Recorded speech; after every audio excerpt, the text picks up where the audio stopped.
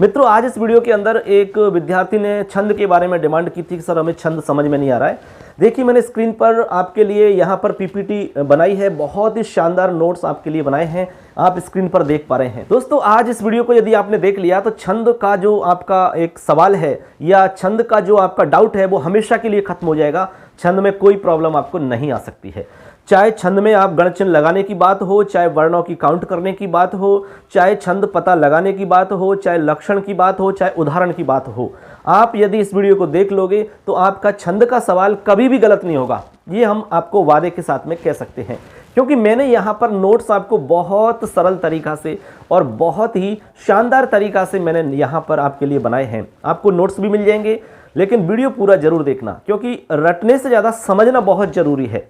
तो ये स्क्रीन पर देख पा रहे हैं, ये हमारा छंद का टॉपिक रहेगा। इसमें पूरी चीज़ आपको बताई जाएगी, फिर छंद की आप टेंशन बिल्कुल मत करना। इसमें मैं ट्रिक भी बताऊंगा कैसे आप पता कर सकते हैं। तो चलिए दोस्तों, आज की छंद वाली क्लास हम शुरू कर लेते हैं।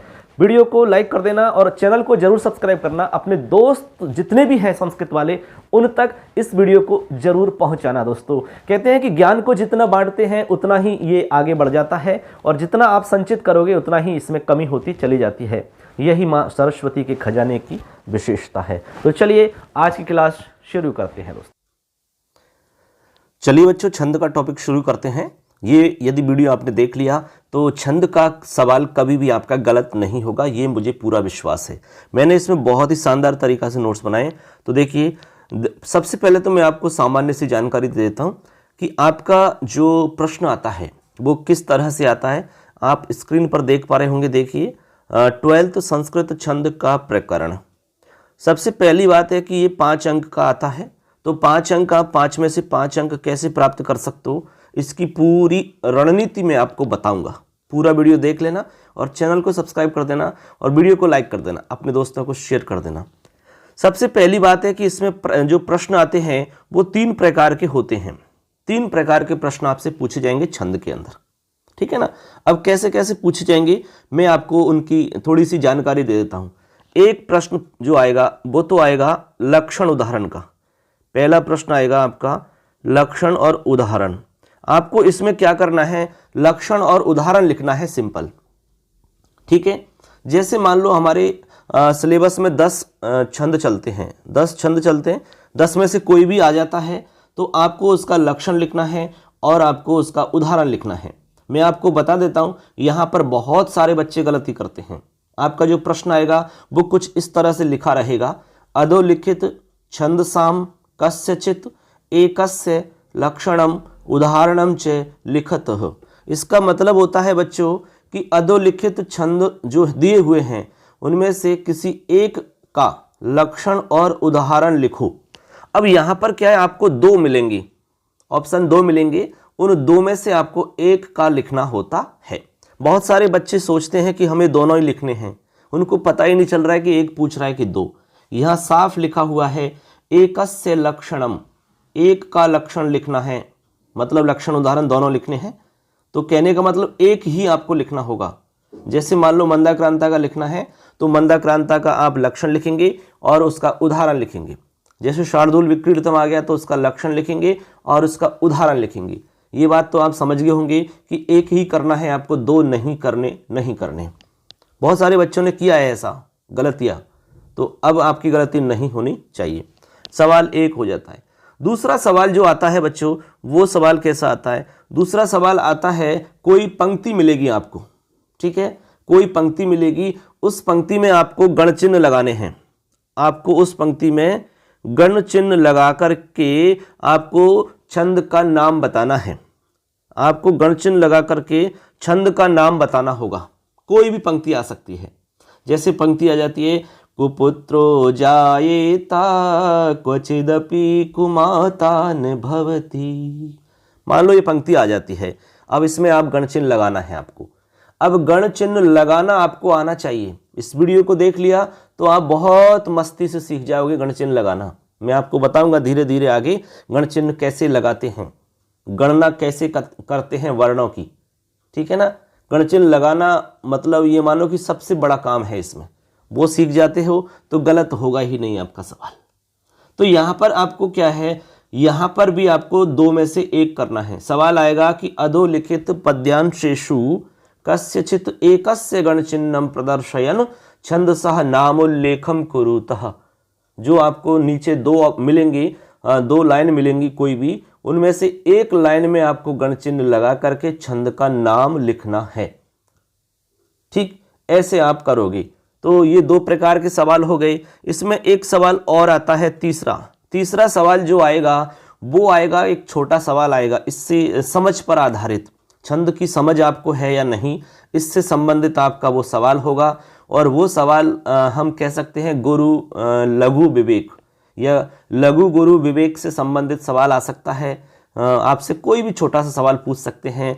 जैसे पूछ लिया, मान लो ISI जो हमारा लक्षण का स्वरूप वो है, ये चिन्ह है, इसका कौन सा गण बनता है। या फिर पूछ सकते हैं कि मगण का चिन्ह बताइए, नगण का चिन्ह बताइए, या फिर आपका अंत्य गुरु कौन सा होता है, या त्रिलघु कौन से आपके वो होते हैं। ऐसे कोई भी छंद आप वो सवाल आपसे पूछ सकते हैं छंद का।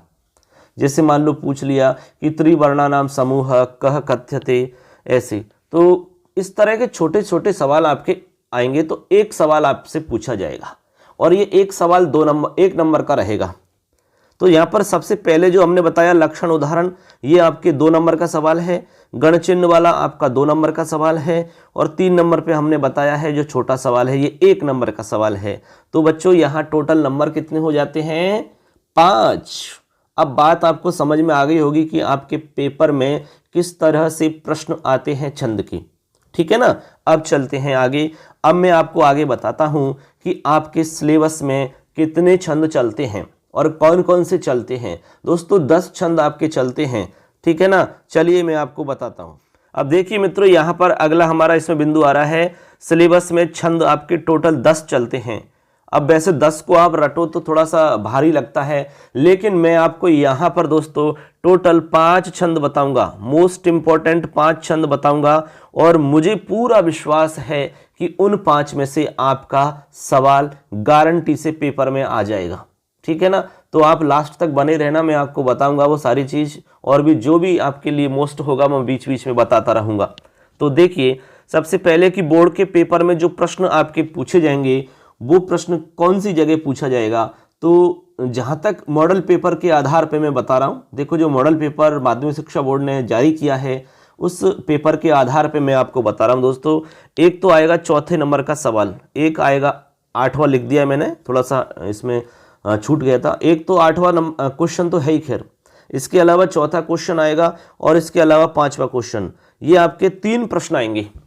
यानी एक तो 4थे नंबर का प्रश्न आपका रहेगा, 4थे नंबर के प्रश्न में आपसे लक्षण उदाहरण पूछा जाएगा, 5वें नंबर के प्रश्न में आपसे गणचिन्ह लगवाने के लिए कहा जाएगा, और 8वां जो क्वेश्चन होगा उस 8वें क्वेश्चन में अलंकार का सवाल भी होगा एक, और एक छंद का होगा।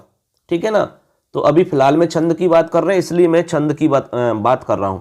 तो यहाँ पर ऐसे करके 3 प्रश्न आपके आएंगे मॉडल पेपर के अंदर जो दे रखा है उसके आधार पे। तो सेम बोर्ड का पेपर भी उसी के आधार पे बनता है ऐसे।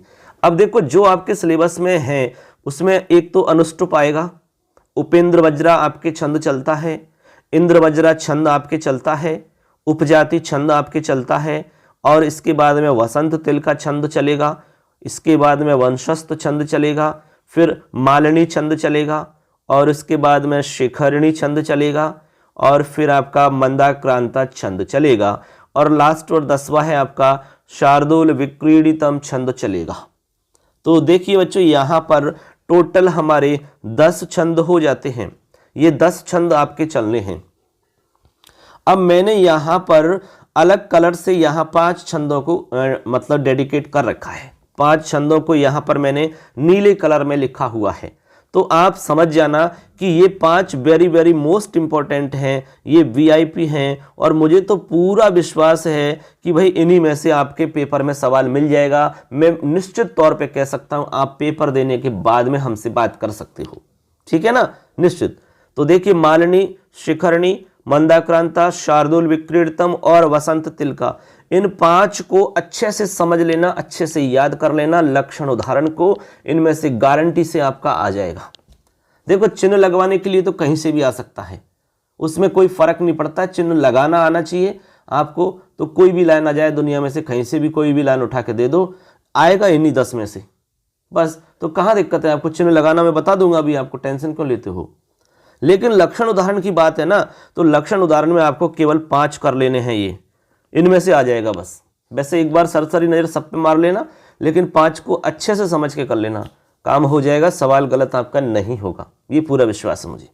ठीक बच्चों, आगे अब आगे मैं इसमें जो छोटे छोटे प्रश्न आपके आते हैं तो उसमें कुछ फैक्ट हमें ध्यान रखने पड़ते हैं, वो मैं आपको समझाता हूं। चलिए आगे देखिए।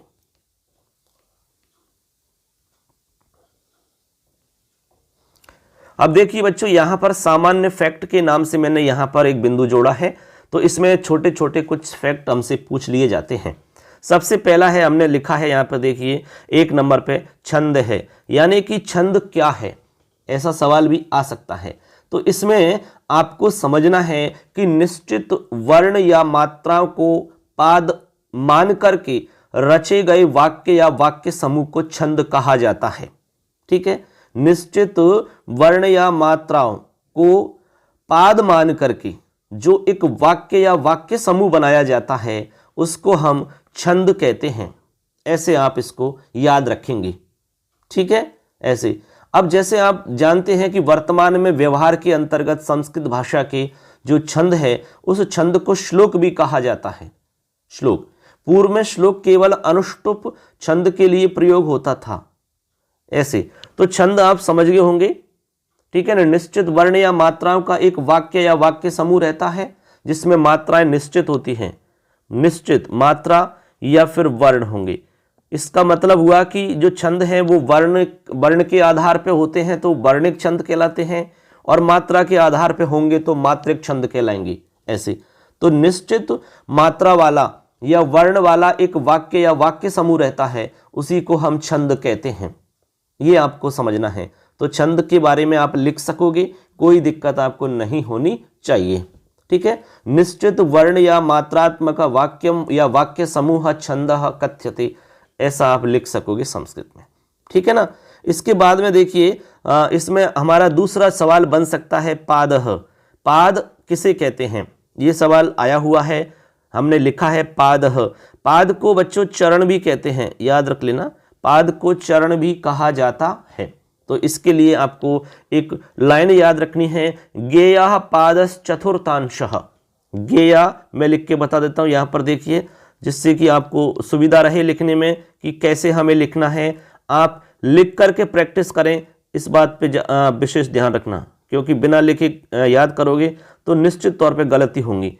गेयः पादः, वैसे तो एक पूरा वाक्य है लेकिन मैं इसको अलग अलग लिख रहा हूं जिससे कि आप अच्छे से याद कर सकोगे। गेया पादः चतुर्थांशः, ऐसे ऐसे आप लिख लेंगे, चतुर्थांशः, चतुर्थ अंशः, गेया पादः चतुर्थांशः। इसका मतलब है कि छंद का चतुर्थ भाग पाद कहा जाता है। जो छंद का चतुर्थ भाग होता है, चौथा जो हिस्सा होता है उसको पाद कहते हैं, और पाद को चरण भी कहा जाता है। क्या कहते हैं, चरण। तो आप समझ गए होंगे, इसका सीधा सा मतलब ये हुआ बच्चों कि प्रत्येक छंद में आपको 4 चरण मिलेंगे, मतलब 4 पाद मिलेंगे। कहने का मतलब 4 लाइन मिलती है, 1 2 3 और 4, ये 4 लाइन आपको मिलेंगी। किसी पद या श्लोक में आपको सिर्फ दिखने में 2 ही लाइन दिखेंगी, लेकिन वो बड़ी हो जाती है, लंबी लाइन होती है, लेकिन उसमें वास्तव में 2 जगह ऐसे विराम होता है। तो ऐसे करके 1 लाइन, ये दूसरी, ये तीसरी और ये चौथी, कुल मिला के तो चरण आपके 4 ही होंगे। ऐसे, ठीक है, क्लियर सबके। तो पाद आप समझ गए, पाद में क्या लिखो, गेया पादस् चतुर्थांशः। अब देखिए बच्चों, अगला हमारा इसमें प्रश्न आ सकता है, छंद भेद है। छंद भेद को लेकर के हमसे सवाल पूछा जा सकता है। तो याद रखना, छंद मुख्य रूप से 2 प्रकार के होते हैं।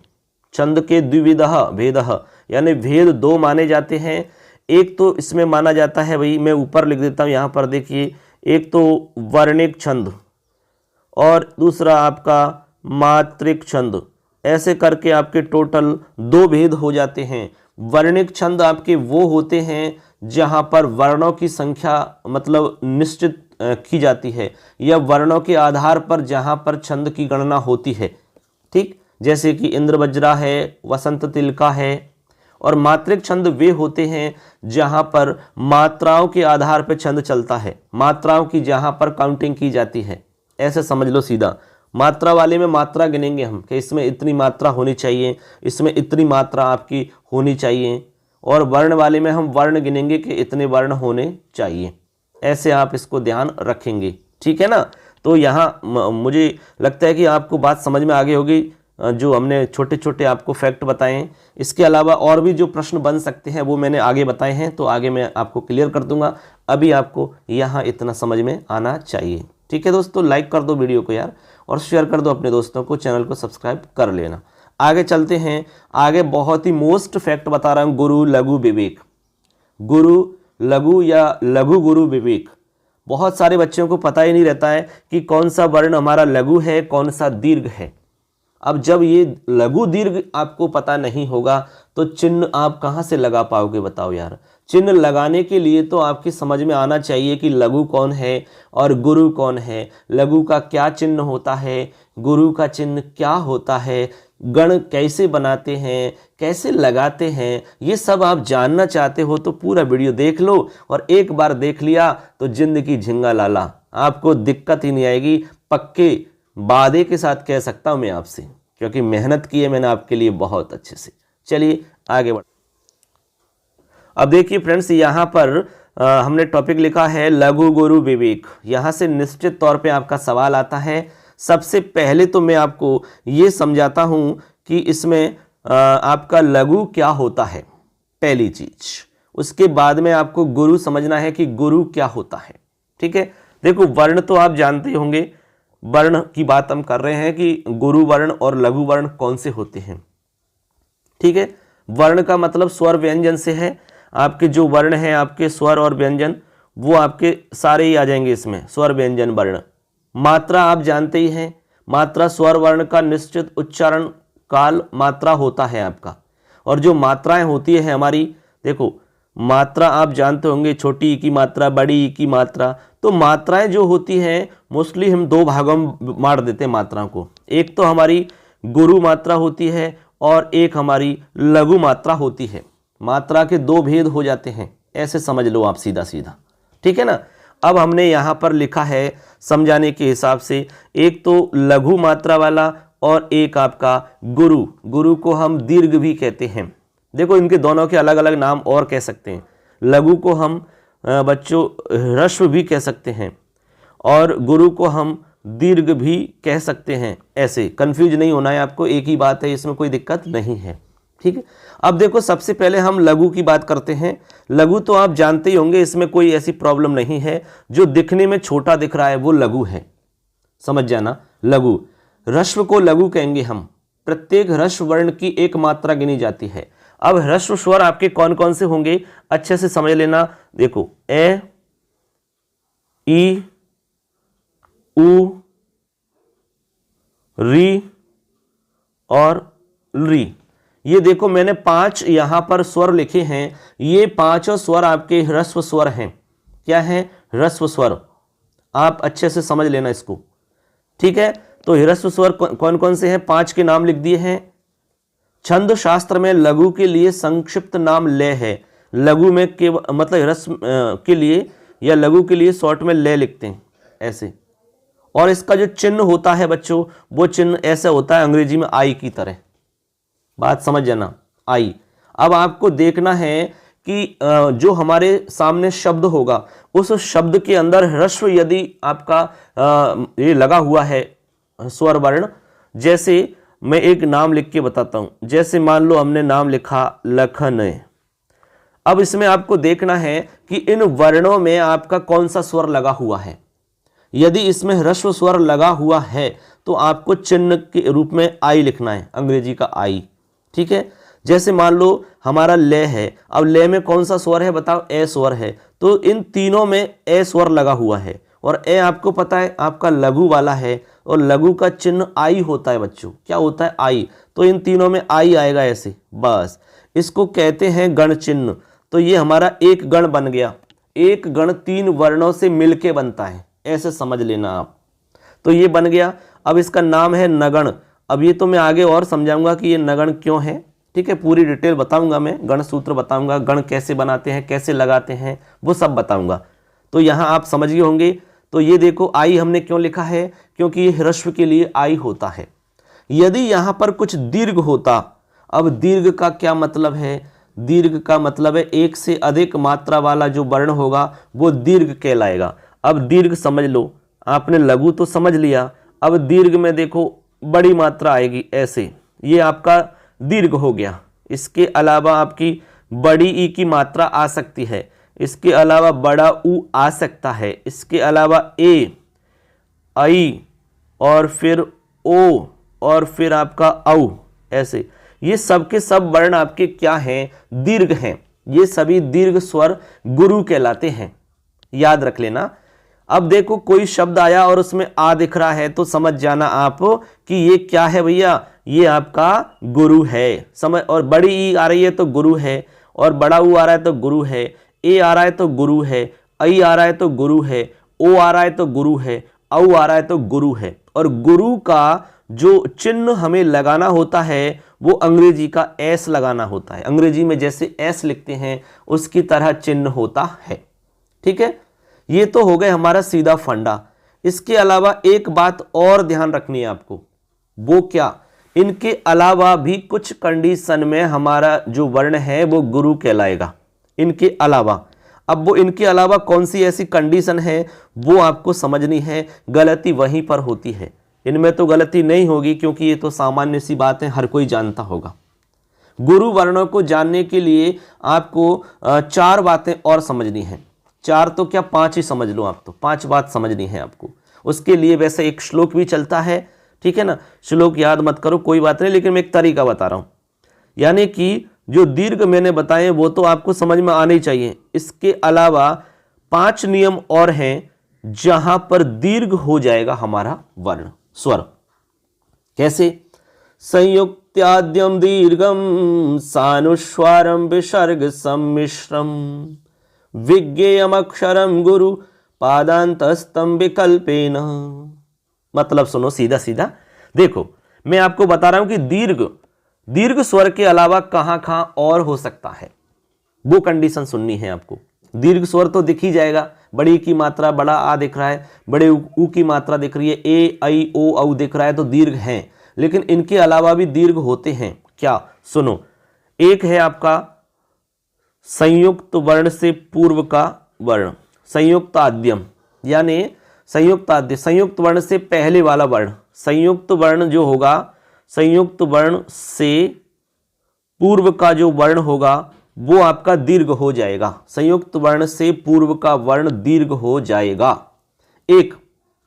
अब ठीक है, मैं बताऊंगा कैसे, उदाहरण देखे अभी देखिए। अब ये कैसे हो जाएगा भैया, देखिए इसका उदाहरण दे रहा हूं मैं, विद्या। देखिए अब यहां पर आप बताएंगे, हमने कहा है कि संयुक्त वर्ण से पहले का जो वर्ण है वो दीर्घ हो जाएगा, चाहे वो दीर्घ नहीं है फिर भी वो दीर्घ हो जाएगा, ये हमारा नियम है। तो यहां देखेंगे विद्या में, ये देखो ये संयुक्त वर्ण है आपका, दे और ये मिला हुआ है, दे और ये ऐसे लिखते हैं हम, द्या। तो दे और ये आपका क्या है, संयुक्त वर्ण है। अब संयुक्त वर्ण होने से संयुक्त वर्ण से पहले का जो वर्ण लिखा हुआ है वो चाहे दिखने में आपको ह्रस्व लग रहा है लेकिन इस नियम के हिसाब से वो दीर्घ माना जाएगा। तो यहां पर वी दिखने में आपको ह्रस्व लग रही है, छोटी ई की मात्रा है, लेकिन संयुक्त वर्ण से पहले होने के कारण ये दीर्घ हो जाएगी। तो इससे क्या होगा, इससे ये होगा बच्चों कि अब हम जब चिन्ह लगाएंगे तो यहां पर आपका चिन्ह क्या लगेगा, आप समझ गए होंगे, यहां चिन्ह आपका एस एस लगेगा, ये दोनों एस हो जाएंगे। क्यों, ये वी तो छोटा है आप सोच रहे होंगे, लेकिन ये दीर्घ इसलिए हुआ है क्योंकि आगे संयुक्त वर्ण है और संयुक्त वर्ण से पहले वाला दीर्घ होता है। अब वो द्या में खुद तो दीर्घ है ही, खैर अब खुद दीर्घ नहीं होता तो अलग की बात है, लेकिन खुद दीर्घ है तो वो भी आपका एस आएगा। बात समझ गए, ये हमारा एक नियम हुआ, संयुक्त वर्ण से पूर्व का वर्ण दीर्घ हो जाता है, एक नियम कंप्लीट हो गया। इसके अलावा दीर्घ स्वर, इसके अलावा दीर्घ स्वर हो कोई भी, तो दीर्घ स्वर होगा तो आपको बता ही दिया कि उसमें भी एस लगेगा आपका। इसके अलावा अनुस्वार युक्त वर्ण, अनुस्वार युक्त वर्ण कोई भी है, मान लो अनुस्वार युक्त वर्ण का मतलब है जिसमें अनुस्वार लगा हुआ है, वो वर्ण आपका दीर्घ होगा। जैसे एक उदाहरण मैं देता हूं आपको, जैसे हमने लिखा रामम, ऐसे। अब देखो यहां पर अनुस्वार लगा हुआ है। अच्छा, थोड़ा सा और नीचे साफ करके लिख देता हूं, कोई प्रॉब्लम नहीं है, मैं आपको अच्छे से समझाऊंगा। देखो ऐसे लिखा हुआ है, मान लो। अब देखो यहां पर अनुस्वार लग रहा है, आप देख पा रहे होंगे। यहां पर मैं में अनुस्वार लगा हुआ है, ये तो मैं जो है वैसे दिखने में तो ह्रस्व लग रहा है आपको, लेकिन अनुस्वार लगने के कारण ये दीर्घ हो जाएगा। ऐसे आपको सब जगह समझना है। ये आपका तीसरा नियम हो गया। चौथा नियम है आपका विसर्ग युक्त वर्ण। विसर्ग युक्त वर्ण मतलब ये हुआ कि ऐसा कोई भी वर्ण जिसमें विसर्ग लगा हुआ है तो वो आपका क्या कहलाएगा, वो भी दीर्घ हो जाएगा। जैसे राम है, अब देखो यहां पर ये विसर्ग लगा हुआ है मैं में, तो मैं आपका दीर्घ हो जाएगा। तो इसमें चिन्ह लगाओगे तो एस ही चिन्ह लगेगा, एस, इसमें एस चिन्ह लगेगा आपका यहां पर ऐसे, और यहां में आपका एस लगेगा इसके कारण ऐसे। यही तो हम समझा रहे हैं आपको। तो ये आपको 4 नियम हमने बताए। इसके अलावा एक नियम और है, और वो ये है कि आवश्यकता के अनुसार चरण के लास्ट में यदि हमें आवश्यकता पड़ रही है तो आवश्यकता अनुसार हम ह्रस्व को दीर्घ मान सकते हैं, लघु को भी हम गुरु मान सकते हैं। ऐसा मतलब एक नियम रहता है, और ये केवल लास्ट में चलता है नियम, पद के लास्ट में या चरण के लास्ट में। जैसे मान लो कोई वर्ण आ गया हमारे सामने, आपको हमने बता दिए नियम, 4 नियम आपको मोस्टली बताए। एक होता है कि चरण के लास्ट में या पाद के लास्ट में लघु वर्ण जो होता है वो आप आवश्यकता के अनुसार उसको गुरु मान सकते हैं, गुरु। जैसे मान लो लास्ट में ले आ गया और आपको चाहिए एस, तो इसको आप दिखने में तो लघु है लेकिन इसको आप गुरु मान सकते हो। ये हमारा नियम है। तो ऐसे करके आपको ये 5 नियम ध्यान रखने हैं, आपसे कभी भी गलती नहीं होगी चिन्ह लगाने में। और ये नियम याद रख लिए आपने तो चिन्ह आप लगा सकते हो, कोई भी लाइन दे दो, किसी भी लाइन में आप चिन्ह लगा सकते हो, कोई प्रॉब्लम नहीं है। अब चिन्ह लगाने के लिए आपको गण सूत्र याद होना चाहिए, इसके अलावा गण कौन कौन से होते हैं वो पता होना चाहिए। तो आगे मैं आपको अब गण और गण सूत्र बताता हूं। चलिए फ्रेंड्स देखिए,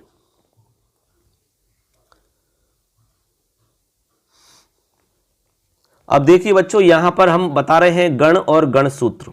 ठीक है, गण और गण सूत्र की यहां पर चर्चा की जाएगी, अच्छे से समझ में आ जाएगा आपको। सबसे पहले की गण सूत्र लिखना है आपको। एक सवाल भी आपके एग्जाम में आ सकता है कि गण सूत्र क्या है। तो देखिए, ये माता राज भान सलगम। ठीक है, बहुत सारी जगह सलगा लिखा रहता है, ये माता राज भान सलगा लिखा रहता है। मैं आपको बता दूं कि सलगा जो लिखा रहता है वो हिंदी में है। ठीक है, हिंदी में भी तो छंद चलते हैं। अब हिंदी के अंदर आप पढ़ोगे सूत्र तो ये माता राजभान सलगा पढ़ोगे, और संस्कृत में पढ़ना है आपको तो संस्कृत में होगा ये माता राजभान सलगम। बात एक ही है, सब दोनों में अंतर कुछ भी नहीं है, केवल बोलने का अंतर है। ठीक है, ऐसे। तो ये तो हो गया सूत्र। अब सूत्र के आधार पे मैंने आपको यहाँ पर गणों के नाम लिखे हैं, नीचे आप देख पा रहे होंगे, अच्छे से देखिए यहाँ पर। अब देखिए, इसमें टोटल गणों की बात करें तो 8 गण होते हैं। पहला सवाल मान लो आ जाता है कि छंद शास्त्रे कति गणा, हाँ गण कितने हैं, गण कितने गणों का प्रयोग हम करते हैं, तो 8 गणों का प्रयोग छंद में होता है। अब 8 गण कैसे याद रखने हैं, इस सूत्र से याद रखने हैं। इस सूत्र में से आपको 3-3 के जोड़े बनाने हैं।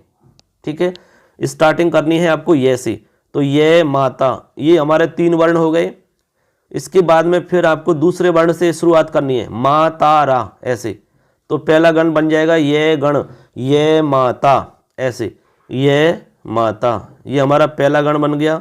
इसके बाद में दूसरा आपको शुरू करना है मैं से, तो माता रा, ऐसे शुरू करना है। ठीक है, इसके बाद में तीसरा आप कैसे करना है, तो आपको करना है ताराज, ताराज। इसके बाद में आपका रे से करना है तो राजभा, क्या करना है, राज और भा।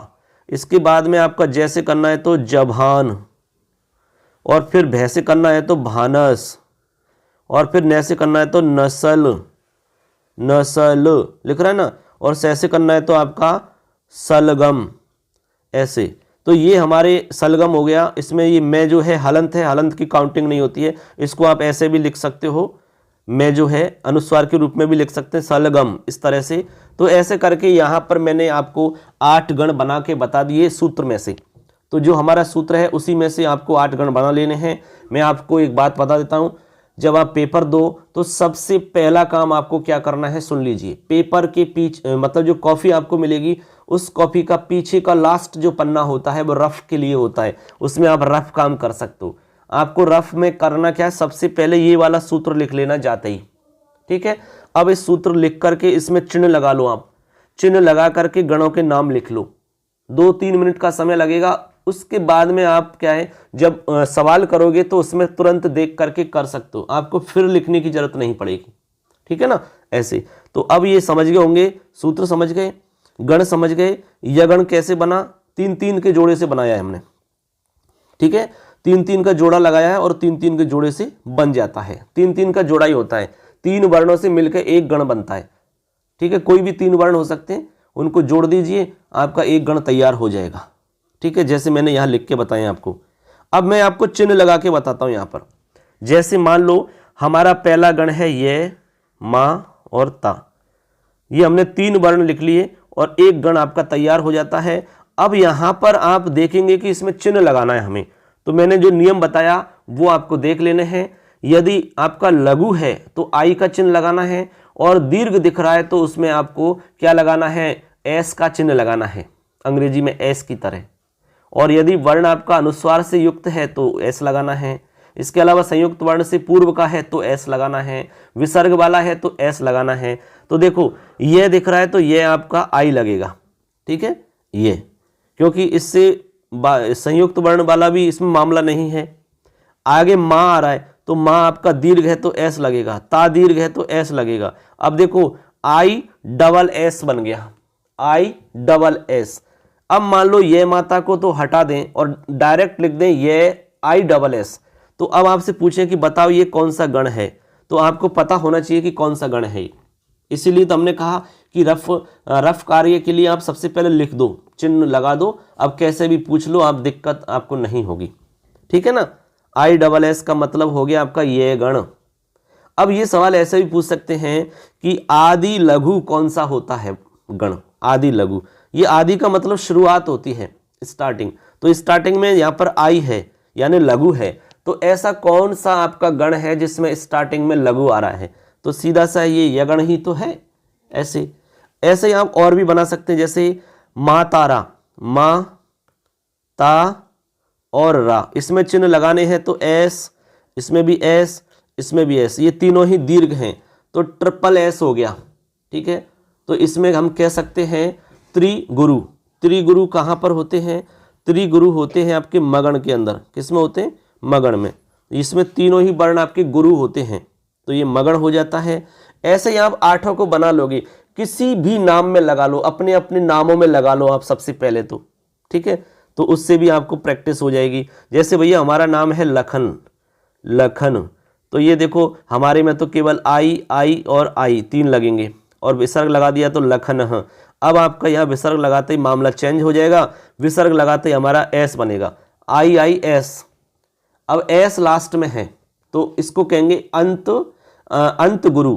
तो अंत में गुरु किस जो आता है वो कौन सा होता है। अब आपको यहाँ पर बताना है, क्या इसका नाम बताना है कि भैया इसमें कौन सा आपका वो बना, क्या गण। अब बता सकता है कोई इसमें कौन सा गण बना।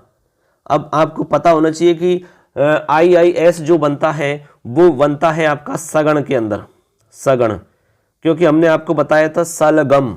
ये देखो सलगम, ठीक है। देखो मैं लिख के बता देता हूँ ये सलगम कैसे बना, सलगम। थोड़ा सा मैं इसमें देखो नीचे लिख रहा हूँ, इसमें इसको मिटा देता हूँ।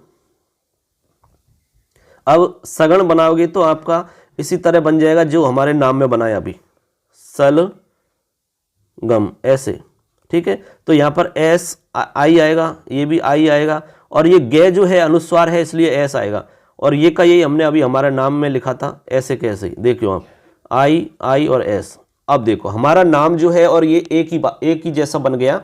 इसका मतलब हमारे नाम में सगण है, ऐसे। अब अपने अपने नामों में आप चेक कर लीजिए आपके नाम में कौन सा गण है, ठीक है, हमें कमेंट करके बता देना तो जिससे कि हमें पता लगेगा कि आप थोड़ा सा पढ़ रहे हो अच्छे से, ईमानदारी से।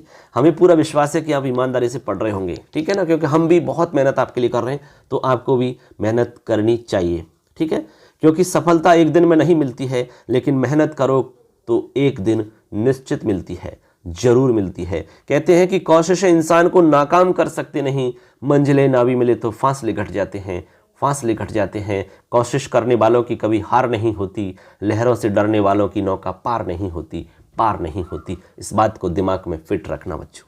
चलिए आगे देखते हैं। अब देखो आप बात समझ गए होंगे, चिन्ह कैसे लगाते हैं, सूत्र क्या है, गण कौन कौन से होते हैं, ये बात आप समझ गए होंगे, ठीक। अब मैं आपको कुछ मोस्ट प्रश्न बता रहा हूं, जो छोटे छोटे प्रश्न आपसे पूछे जा सकते हैं पेपर में, हो सकता है कि इन्हीं में से आ जाए, तो चलिए उनको देख लेते हैं एक बार। चलो अब देखिए मैंने यहाँ पर कुछ मोस्ट सैंपल क्वेश्चन लिखे हैं, हो सकता है कि इनमें से आपके लिए पेपर में मिल जाएं, ठीक है। तो ऐसा करता हूँ, मैं इनको थोड़ा झूम करता हूँ जिससे कि आपको थोड़ा दिखें सही ढंग से। देखिए वैसे मैं इसको आपको पीडीएफ में उपलब्ध करवा दूंगा, डोंट वरी आप बिल्कुल। देखो हमारा प्रश्न है, इसमें आप प्रश्न को पढ़ेंगे। पहला प्रश्न है, त्रिवर्णा नाम समूह का कथ्यते।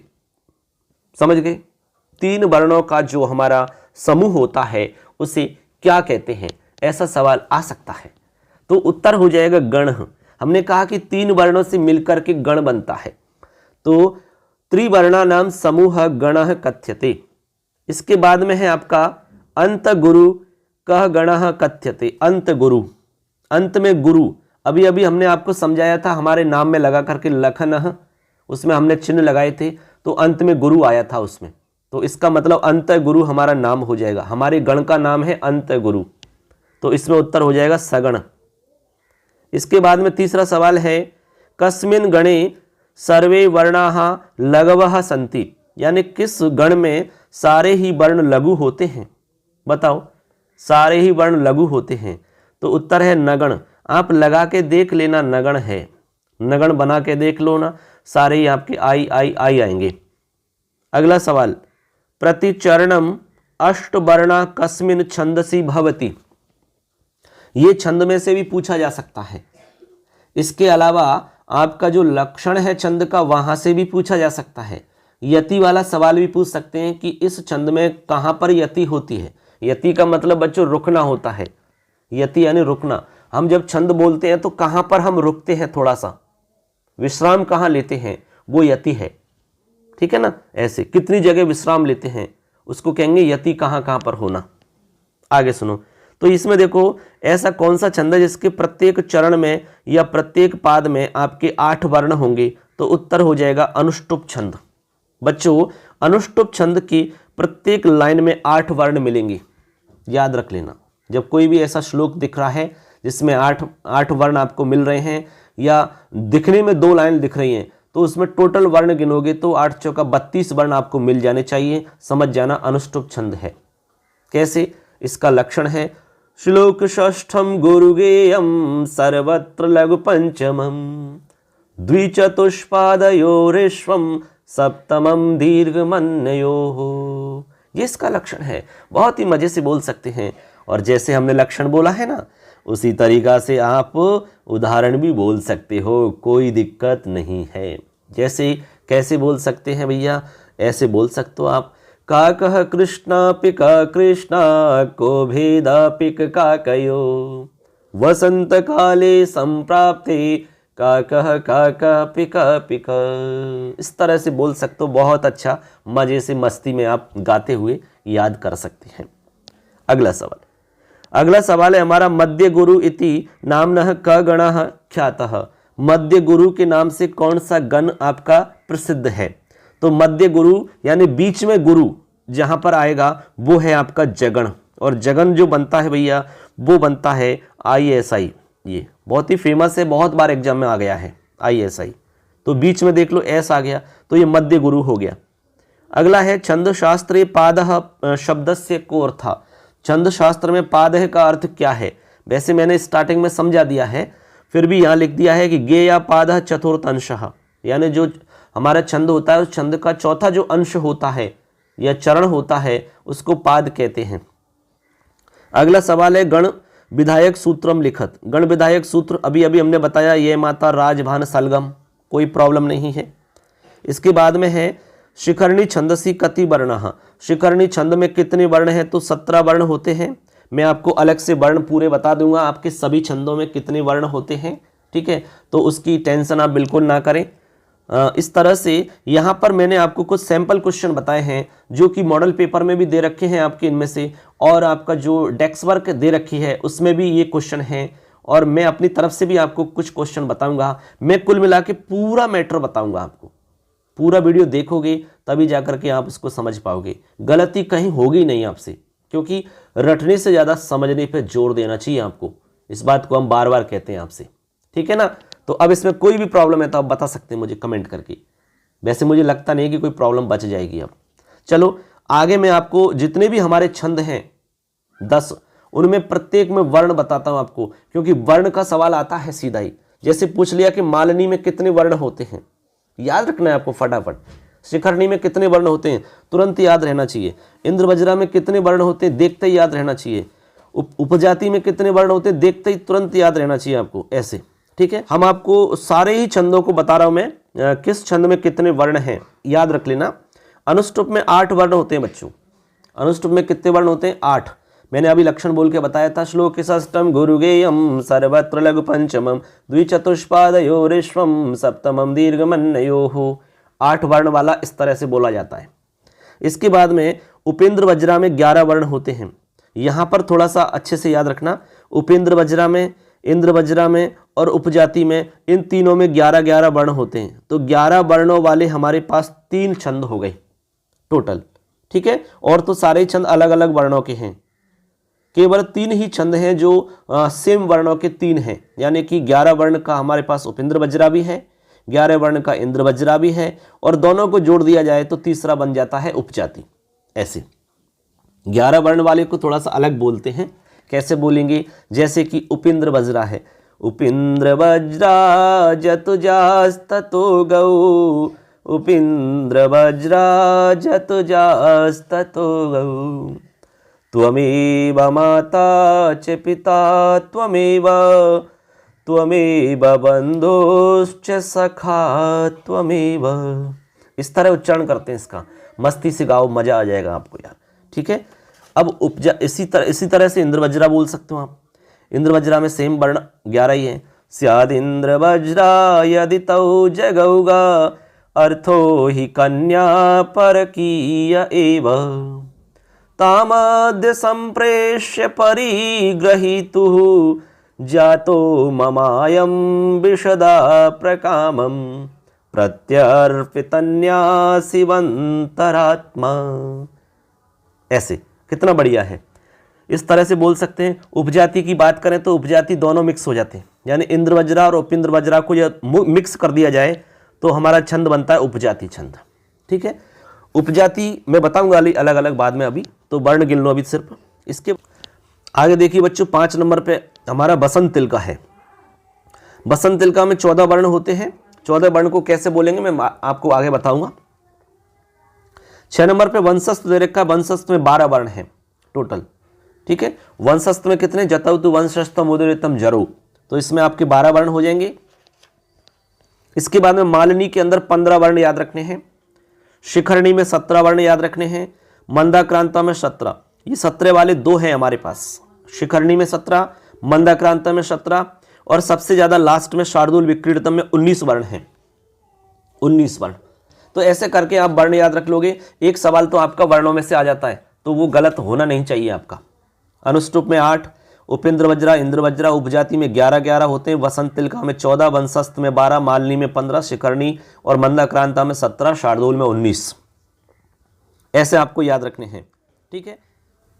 अब देखिए बच्चों, आगे मैंने यहां पर एक मोस्ट फैक्ट आपके लिए लिखा है। इसमें से सवाल आपका बनता है, तो मैंने सरल करने के लिए आपको लिख दिया।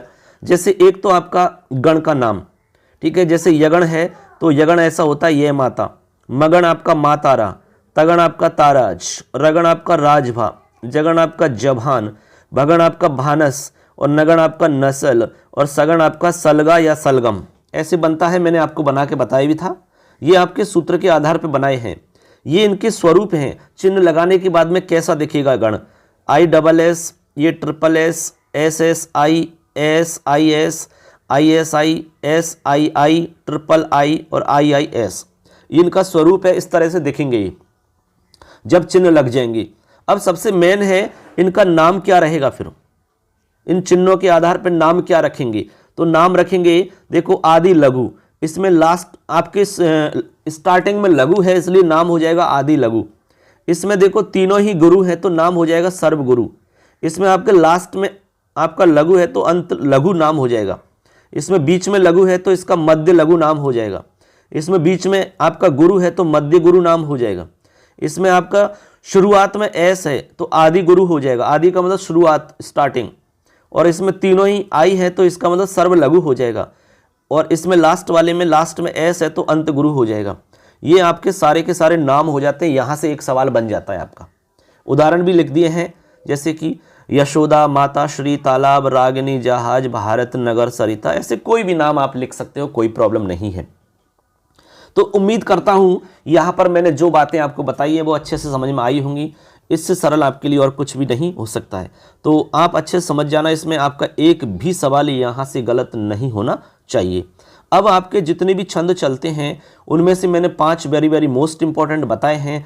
फिर भी मैं सारे ही छंदों का लक्षण उदाहरण एक बार बता देता हूं, ठीक है ना। और उसमें कैसे आपको चिन्ह लगाना है, वर्ण कैसे गिनने हैं, वो भी मैं एक बार आपको बता देता हूं। चलिए उनको भी देख लेते हैं।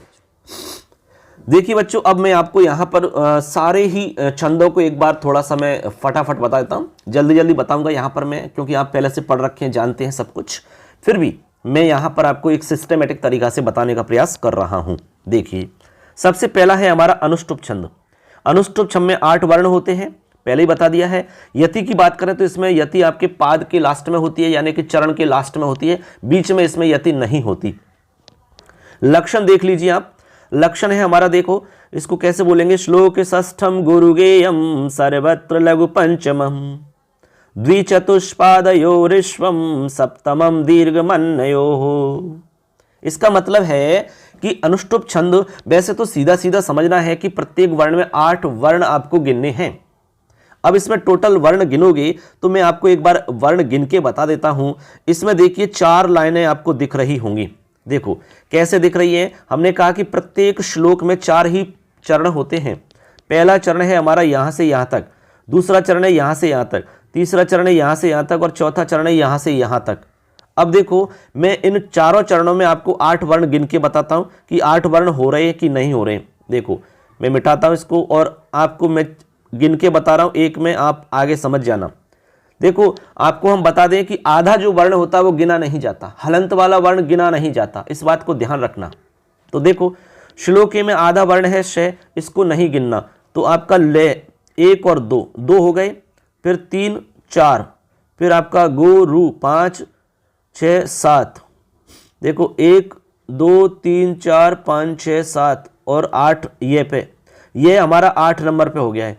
फिर सर्वत्र में 1 2 3, फिर 4 5, फिर 6 7 और 8, क्योंकि हलंत आ गया, हलंत वाला गिना नहीं जाता है।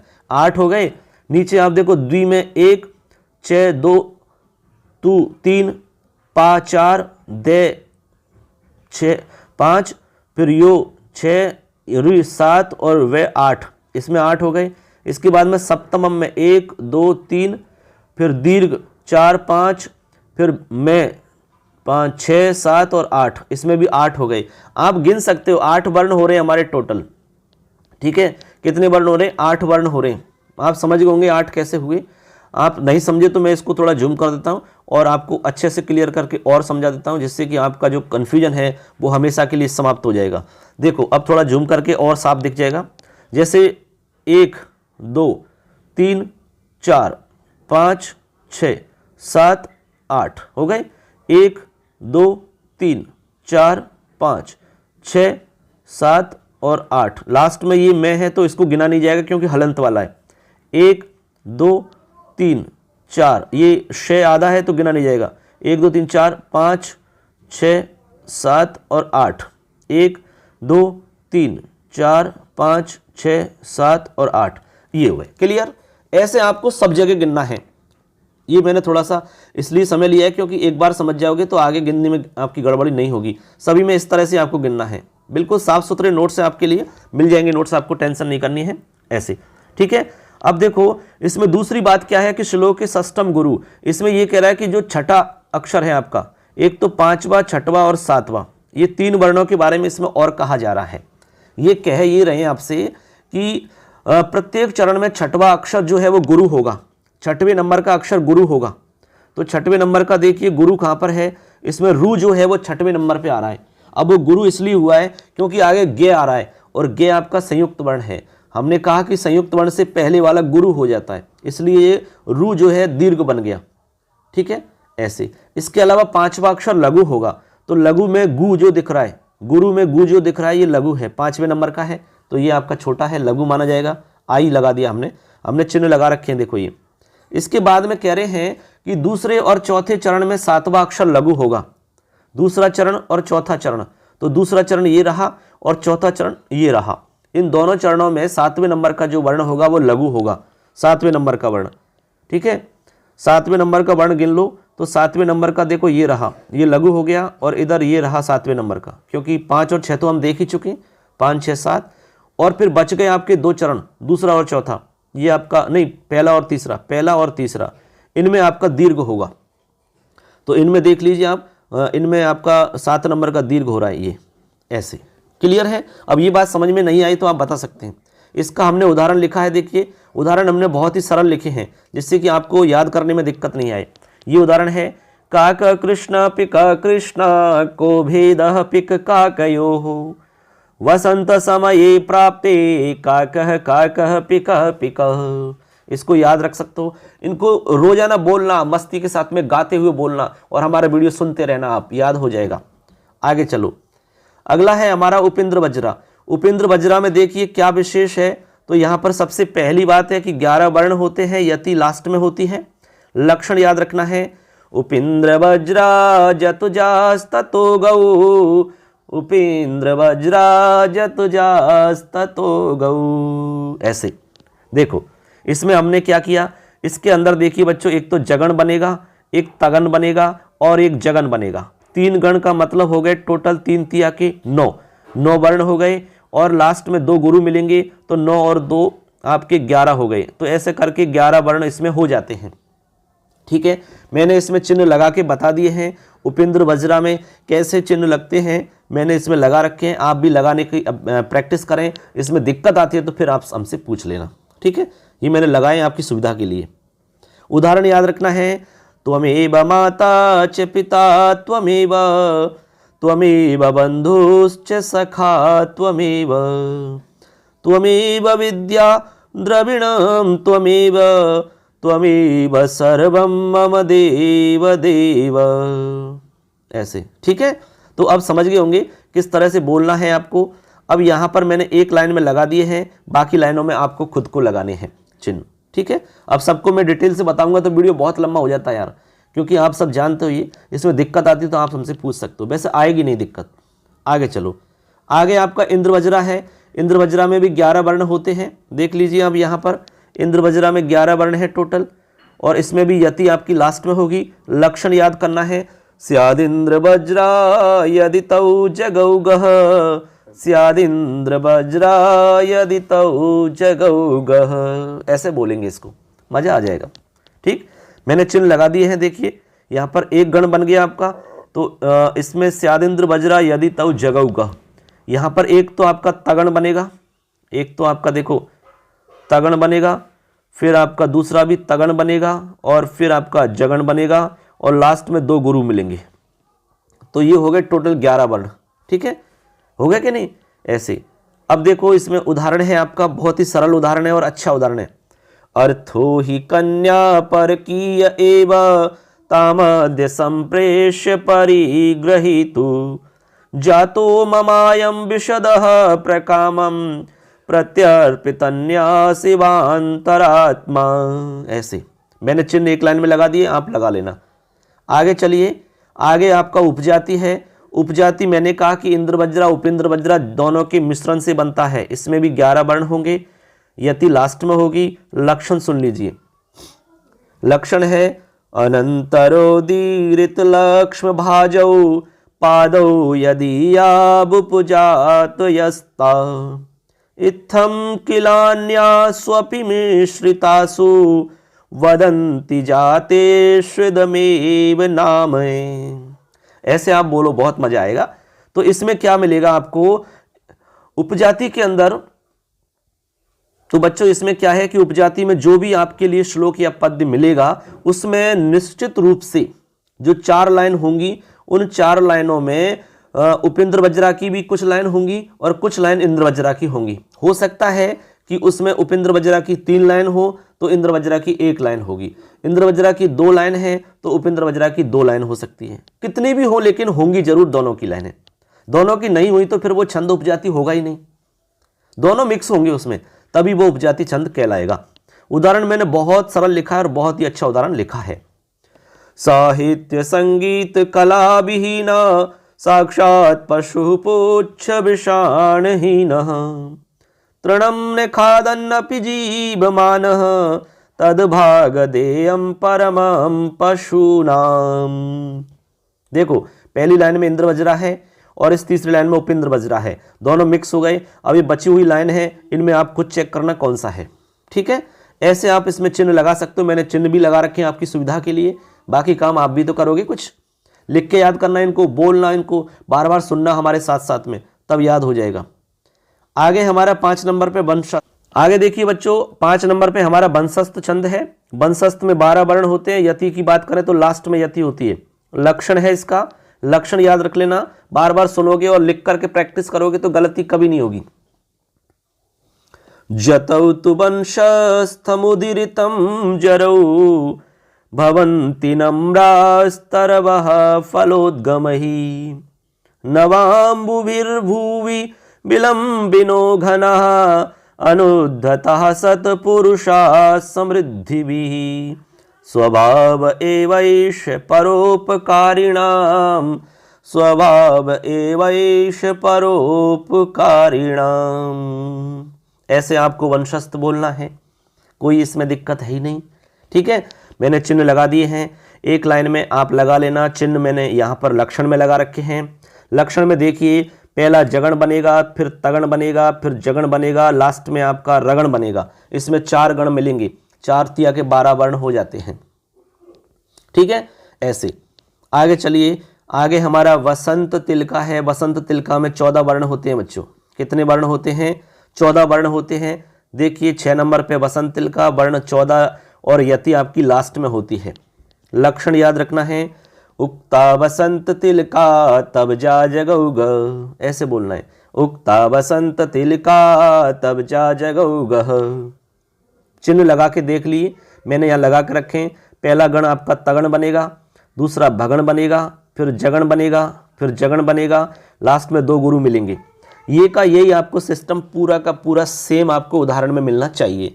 नहीं मिला तो उदाहरण गलत है या आप गलत हो। ठीक है, ऐसे उदाहरण है आपका, बहुत ही सरल लिखा है मैंने। पापान निवारयति योजयते हिताय गुह्यम निगुह्यति गुणान प्रकटीकरोति आपद्गतं च न जहाति ददाति काले सन्मित्र लक्षणमिदं प्रवदन्ति संतः। ऐसे ठीक है, ये उदाहरण हो जाता है। एक लाइन में चिन्ह लगा रखे हैं, बाकी में आप लगाएंगे, खुद अब अच्छे से प्रैक्टिस करेंगे। आगे चलिए, आगे हमारा मालिनी है 7 नंबर पे।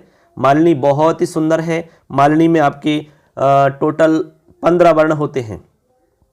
देखिए 15 वर्ण है। यति यहाँ पे याद रखनी है, मालिनी में यति 8 और 7 पे होती है, यानी 8 और 7 वर्ण पे हमें इसमें विश्राम लेना होता है, तो ये यति कहलाती है। लक्षण कैसे बोलेगा सुन लीजिए। ननमय ययुतेयम, 8 वर्ण हो गए। यहाँ तक गिन लो आप, देखो यहाँ से यहाँ तक।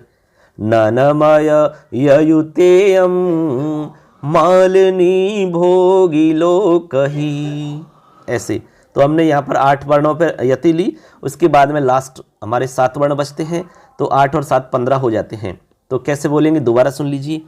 ननमय ययुतेयम मालिनी भोगी लोकही इसमें चिन्ह लगा रखे हैं, नगण बनेगा, फिर नगण बनेगा, इसमें लगातार 2 नगण आएंगे, फिर मगण बनेगा, फिर यगण बनेगा, फिर यगण बनेगा। ठीक है, 5 गण मतलब 15 वर्ण हो गए ऐसे। ठीक है, आप लगाना, खुद प्रैक्टिस करना, मैंने आपको तरीका बता दिया है ऐसे। अब उदाहरण देख लीजिए। अतुलित बलधामम स्वर्ण शैलावदेहम धनुजबन कृशानुम ज्ञानी नाम अग्रगण्यम सकल गुण निधानम वानरानामधीशम रघुपति प्रिय भक्तम वात जातम नमामि। ऐसे आप इसको बोल सकते हैं। और भी तरीका है, लेकिन अभी क्या है, थोड़ा सा समय हमारे पास कम है, इसलिए आपको जल्दी जल्दी मैं बता रहा हूँ। अगला है हमारा शिखरणी। शिखरणी बहुत ही सुंदर है और अधिकतर का ये छंद है। देखिए 8 नंबर पर शिखरणी है, वर्ण इसमें 17 होते हैं। यति की बात करें तो 6 और 11 पे यति होती है। इसमें हमें 6 और 11 पर रुकना होता है। लक्षण याद रखना है, लक्षण मैंने लिखा है, रसही रुद्रैश्चिन्नाय मन सब लाग शिखरिणी। रसई रुद्रैश्चिन्ना, यहाँ तक देखो 6 वर्ण हो गए, यहाँ तक 6 वर्ण हो गए। रसई रुद्रैश्चिन्ना यमन सब लाग शिखरिणी, यहाँ पर 11 वर्ण आएंगे आगे ऐसे। तो 6 और 11 पे यति होती है। ऐसे आपको सेम आपको उदाहरण बोलना है। मैंने यहाँ पर नीचे चिन्ह लगा दिए हैं, आप चिन्ह चेक कर सकते हैं। यगण बनेगा पहला, फिर मगण बनेगा, फिर नगण बनेगा, फिर सगण बनेगा, फिर भगण बनेगा। ठीक, लास्ट में आपका एक लघु और गुरु, ऐसे आपके ये 2 मिलेंगे। तो टोटल आपके 5 गण 15 और 2 लास्ट में आपका लघु गुरु है, तो 17 वर्ण हो जाते हैं। उदाहरण कैसे बोलेंगे, पृथिव्याम पुत्रास्ते जननी बहवा संति सरला परम तेषां मध्ये बिरल तरलोहम तव सुत।